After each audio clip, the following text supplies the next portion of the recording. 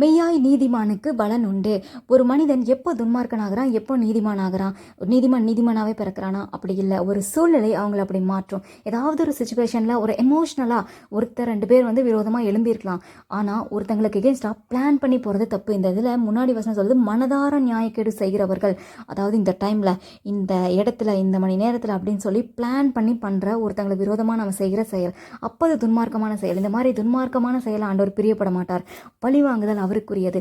Emotionally யாராவது எகென்ஸ்டாக நம்ம ஏதாவது பேசிட்டோம்னா அது வேற. மன்னிப்பு கேட்டு அதை சமாதானப்படுத்தி அதை விட்டுறணும். நீதிமான் எப்போ நீதிமான் ஆகிறான்? அந்த சுச்சுவேஷனில் துன்மார்க்கமான பாதையை அவன் சூஸ் பண்ணாமல் மன்னிப்பு கேட்டு ஆண்டவருக்கு விரோதமாக செம்மையான பாதையில் போகிறான்ல, அப்போ தான் அவன் நீதிமானாக்கப்படுறான். இதுக்கு நீங்கள் யோசிச்சு பாருங்கள். துன்மார்க்கமான காரியத்தை ஏதாவது பண்ணியிருந்தாலோ, இல்லை நீங்கள் யாராவது எகென்ஸ்டாக அதை பேசியிருந்தாலோ, இன்றைக்கி நீங்கள் ஆண்டவருக்கு முன்பாக உண்மையும் முத்தமாக இருக்கும்படி நீங்கள் ஆண்டவருக்கு முன்பாக உங்கள் இருதயத்தில் இருக்கிறதெல்லாம் ஊற்றி விட்டு, இனி நான் இந்த துன்மார்க்கத்துக்கு போக மாட்டேன் ஆண்டவரேன்னு சொல்லிட்டு நீங்கள் நீதிமானாய் மாறுங்க. ஆண்டவர் நீதியில் பிரியப்படுகிறார். நீதிமானுக்கு நிச்சயமாக பலன் உண்டு.